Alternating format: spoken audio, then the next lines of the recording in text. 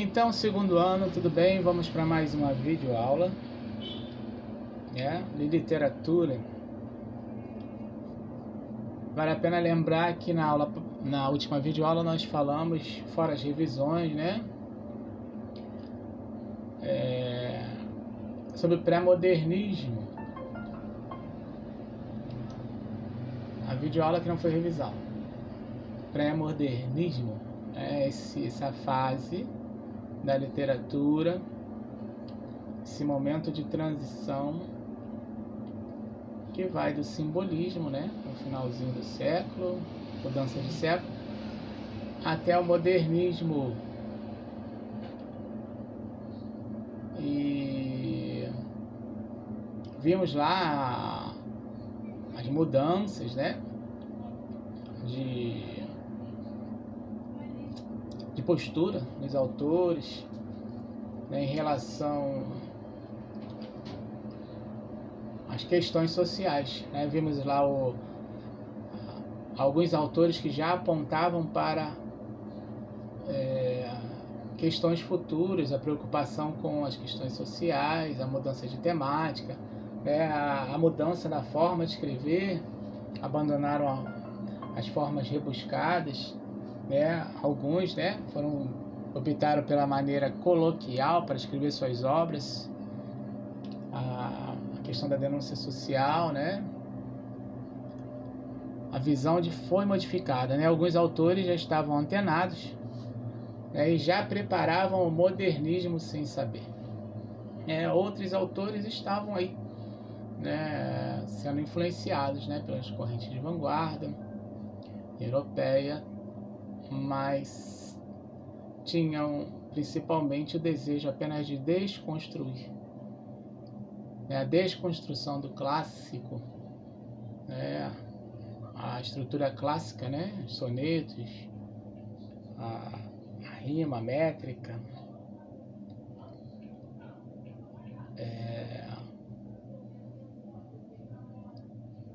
formato, clássico era desconstruído, pelos poetas pré-modernistas e mais à frente modernistas. Esse momento do pré-modernismo que vai ter como auge, como estupim da modernismo, a Semana de Arte Moderna, marco, a palavra é essa, como marco, o modernismo, onde ali sim, principalmente nas artes clássicas, nas artes clássicas não, nas artes vão acontecer desconstruções, o período de experimentalismo, período das tendências que vieram da Europa, corrente de vanguardas, que vão influenciar nas obras desses autores, vão influenciar nessas obras, E é importante lembrar, o percurso, esse percurso do simbolismo até o modernismo, que não é considerado uma escola literária. Foi falado na aula sobre pré-modernismo anterior, mas vale a pena lembrar que o pré-modernismo não é uma escola literária, não apresentam características comuns, a presença ali do simbolismo, do realismo, do romantismo, Então é uma mistura nesse período de transição, portanto não apresentam características comuns, então não podem ser consideradas uma escola literária. Ok? Muito bem. Aí passamos aí para falar um pouco das obras, Nós falamos dos autores, falamos algumas partes do modernismo, de alguns autores que tiveram uma visão privilegiada, diferente, prepararam esse momento. E agora nós vamos falar um pouquinho sobre Euclides da Cunha. Isso foi comentado na última aula assim, sobre os sertões, mas não foi aprofundado. A gente vai falar hoje desse autor que é importante, esse autor pré-modernista, Euclides da Cunha. E o livro de vocês também fala sobre ele um pouco, então vou utilizar um pouco do seu livro e fazer os comentários necessários, né? O livro é a página 3, unidade 16, né, que vai falar aí sobre Euclides da Cunha. Né? Primeiro vai falar da biografia de Euclides da Cunha. Veja lá, ele nasce em Cantagalo, no Rio de Janeiro. Seguiu a carreira militar, ou seja, quais são as formações de Euclides da Cunha, né? Na sua vida, né? O que ele já fez? Foi militar, né? Aqui diz que ele recebeu forte influência positivista, abolicionista e republicana, né? Viveu todas essas influências.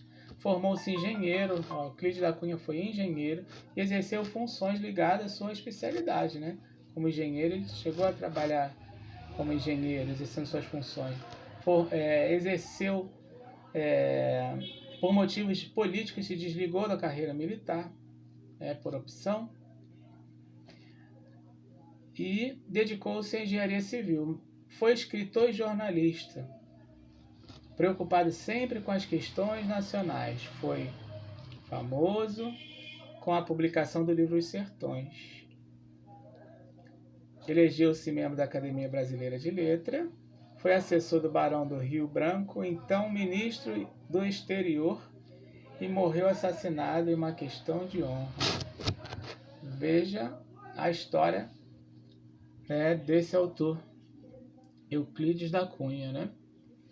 Então, foi militar, foi engenheiro, né? Largou a vida militar por questões políticas, né? Recebeu influências positivistas, abolicionistas e republicanas, todos esses tipos de influências. E, mais à frente, nós vamos ver que ele era preocupado com as questões nacionais. Então, ele tinha uma visão diferente.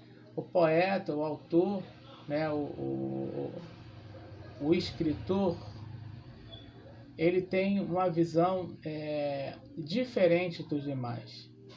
É aquele que olha em torno e enxerga além, e ali ele vai querer registrar, ele vai querer denunciar, ele vai querer utilizar a sua obra, né, para falar sobre aquilo que ele vê, né, e o incomoda, e que pode mudar uma realidade. Então esse é o autor, né, o poeta, autor da literatura, né? No caso estamos falando aqui do pré-modernismo. Então, participou da Academia Brasileira de Letras, né? Foi membro da Academia Brasileira de Letras. É assessor do Barão de Rio Branco. Então ele tem um currículo, né?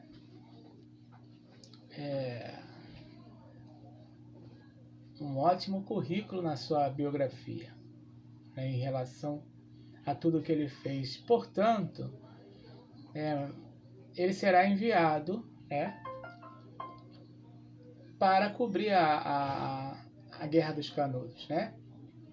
Porque ele era jornalista também. Então, lá vai Euclides da Cunha, né, para a Bahia, o interior da Bahia, vai lá para cobrir essa Guerra dos Canudos. Mas só que no percurso, Euclides da Cunha vai observando, né, a questão das paisagens. Ele olha as paisagens que estão no seu entorno, né? Ele começa a observar, né, as pessoas, as paisagens. Então ele tem um olhar diferente em cima disso também, né? Essa visão diferente. Daí ele vai formar a sua obra lá na frente, né? Quando ele vai falar da terra, do homem e da luta. É sobretudo aquilo que ele foi observando no decorrer até chegar no interior da Bahia. Então, a terra, né? Ele já está retratando aqui, né, a questão da terra. É o que ele vê no caminho, né? As paisagens, né? Ele vê como é a geografia daquele lugar, né? As questões hidrográficas. Então, o clima, a flora, a fauna, muitas coisas ele vai observar nesse percurso, né? Até chegar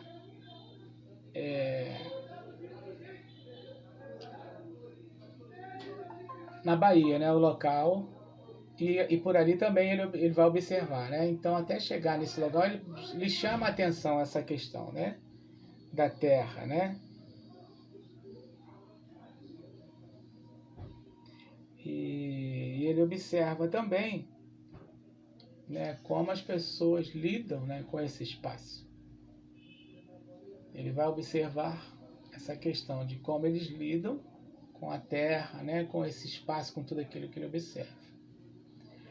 Então o livro de vocês fala sim sobre a terra, né? Eu fiz o comentário antes, mas eu vou ler o que diz o livro de vocês.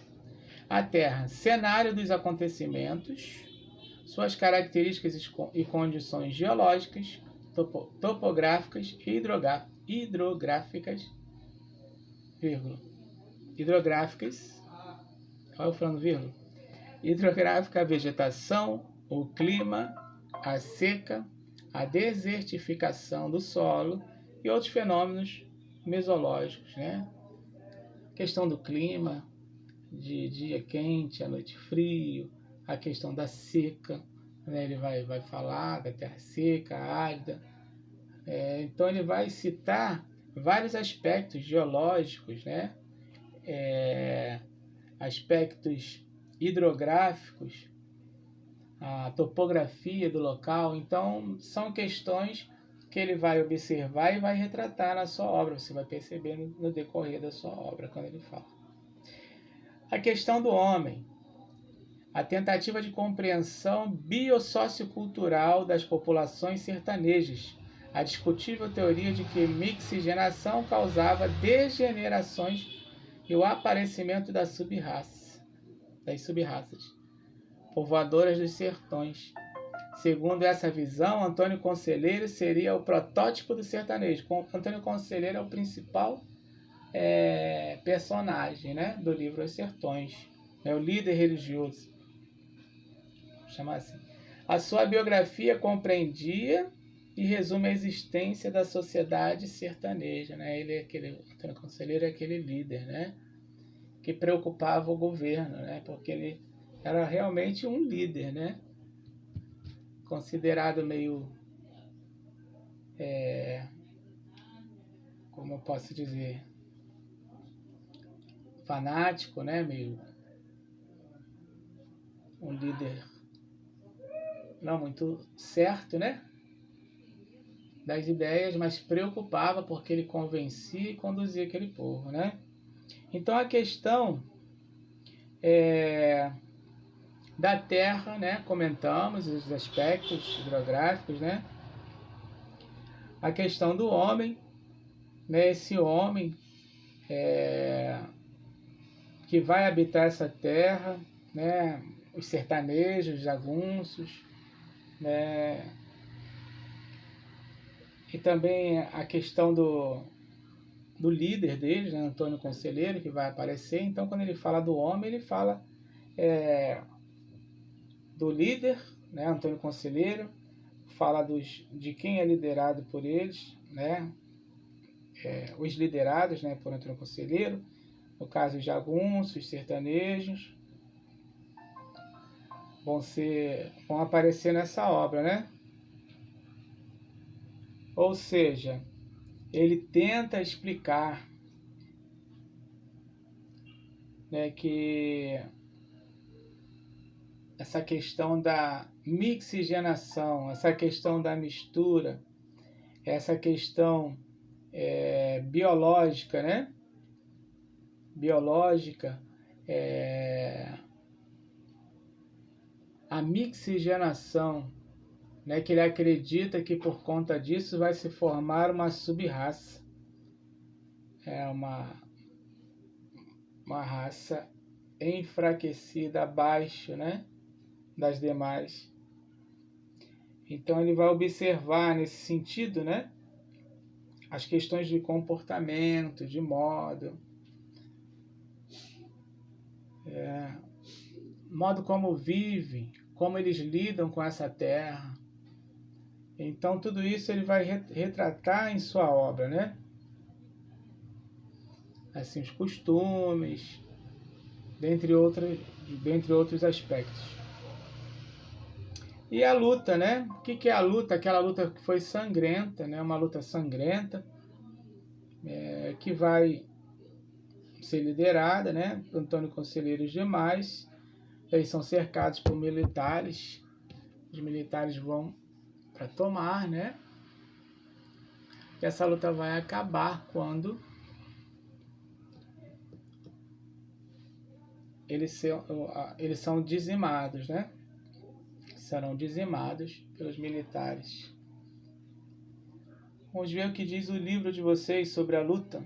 Parte mais longa e mais importante, na qual se narra o conflito entre os sertanejos revoltados e as forças militares, ou seja, o sertão abandonado e o litoral progressista, o Brasil rural e primitivo, batendo-se com o Brasil urbano e civilizado, contra milhares de soldados bem vestidos, alimentados e armados, defende-se uma multidão de velhos, crianças, mulheres e jagunços, maltrapilhos e famintos, e resistem até o fim.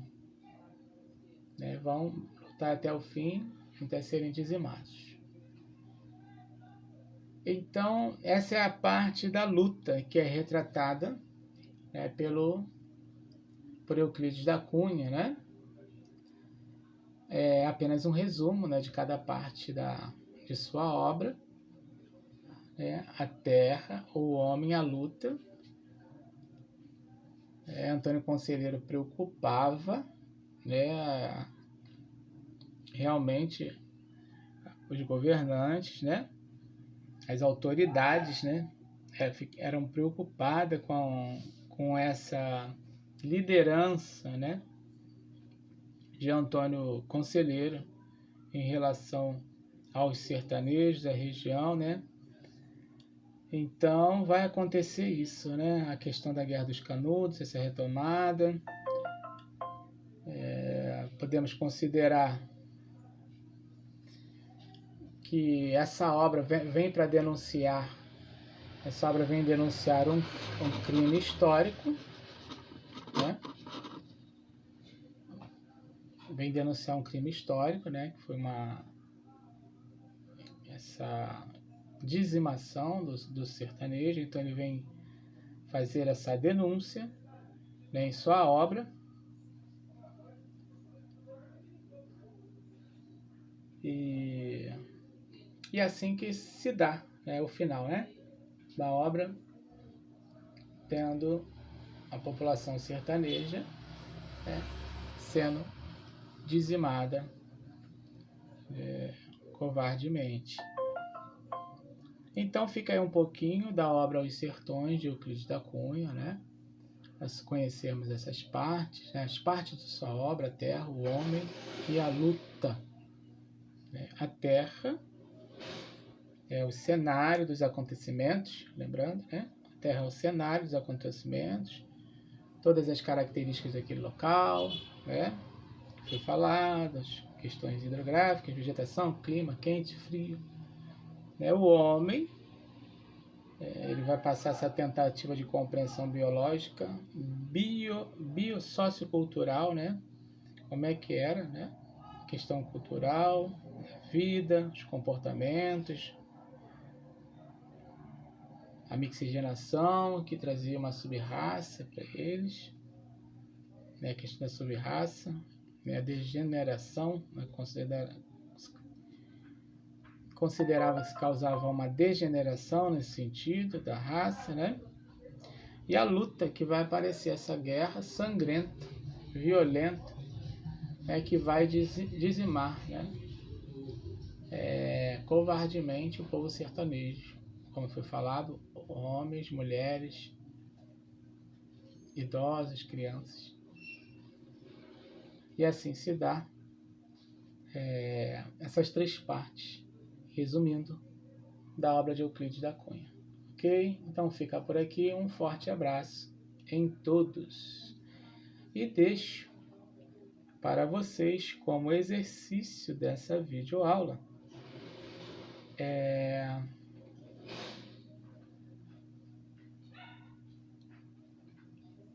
fazer para mim,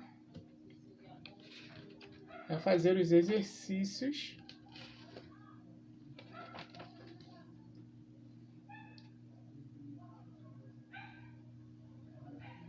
das páginas referente à unidade 16, ok? Fazer os exercícios das páginas referentes à unidade 16, ok? Então fica aí um forte abraço em todos.